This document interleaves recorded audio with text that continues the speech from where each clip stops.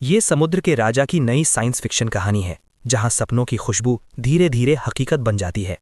एक छोटी सी लड़की गहरी नींद में सो रही होती है, तभी अचानक उसका खिलौना सूअर जिंदा हो जाता है। आवाज से उसकी नींद खुलती है। वो हैरान भी होती है और उत्सुक भी।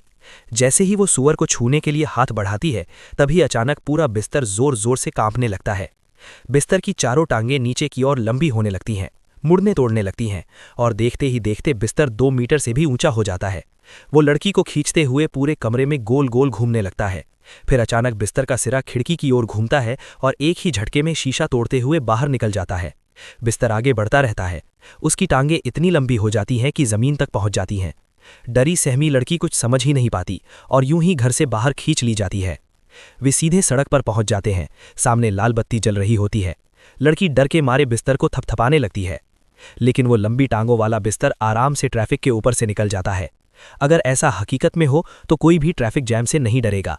बिस्तर खुद को झुकाता है, दरवाजों के नीचे से निकलता है, फिर दौड़ लगाकर ऊंची छलांग मारता है और सीधे समुद्र पर जा उतरता है। पानी पर पहुंचते ही वो एक छोटी सी नाव में बदल जाता है। चारों टांगे पानी में तैरते हुए आगे बढ़ने लगती हैं। लड़की चारों ओर फैले खूबसूरत रात के नज़ारे देखती है और डॉल्फिन के झुंड के साथ आगे बढ़ती है। अचानक उसकी आंखें चमक उठती हैं। वो बिस्तर उसे उसी जगह ले आया होता है जहां वो कभी अपने पिता के साथ रहती थी, वो पुराना लाइट हाउस। लड़की जल्दी जल्दी अंदर भागती है। कमरा वैसा ही लगता है जैसा पहले था। उसे बस एक बार अपने गुजर चुके पिता को फिर से देखने की चाह होती है। मेज पर चाय का कप भाप छोड़ रहा होता है। रंग बिरंगे पक्षी चहचहा रहे होते हैं। दीवारों पर लगी पेंटिंग्स भी जैसे जिंदा उठती हैं। अचानक ऊपर से आवाज आती है। लड़की को लगता है शायद उसके पिता लौट आए हों। वो ऊपर जाती है, लेकिन वहां एक अजनबी चीजें उलट पलट कर रहा होता है।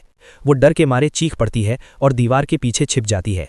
समुद्र का राजा भी जल्दी से अलमारी में छुप जाता है। उसका नाम फ्लिप होता है। वो लड़की के पिता का पुराना दोस्त है। वो किसी रहस्यमयी खजाने के नक्शे की तलाश में आया होता है। कहा जाता है कि उस खजाने में ऐसी ताकत है जिससे सपनों की दुनिया में कोई भी इच्छा पूरी की जा सकती है।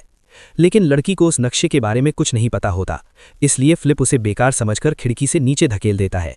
गिरते गिरते लड़की की आंख खुल जाती है। उसे समझ आता है कि अगर वो अपने पिता से मिलना चाहती है तो उसे वो नक्शा ढूंढना ही होगा। उसी रात वो फिर से सपनों की दुनिया में जाती है। खिलौना सूअर संदूक में हिलने लगता है और वहीं से एक चमकती हुई पेंटिंग निकलती है। लड़की सब समझ जाती है। वो हकीकत में लौटती है, फ्रेम खोलती है और सच में एक नक्शा मिल जाता है। फ्लिप उसे बताता है कि दुनिया बहुत बड़ी है और सपनों की दुनिया उससे भी अजीब। ये नक्शा हर सपने को जोड़ता है। इसके जरिए एक सपने से दूसरे सपने में जाया जा सकता है, लेकिन खतरा यह है कि अगर कोई किसी और के सपने में मर गया तो वो कभी जाग नहीं पाएगा। अपने पिता से मिलने के लिए लड़की हर खतरा उठाने को तैयार हो जाती है। वो सपनों की यात्रा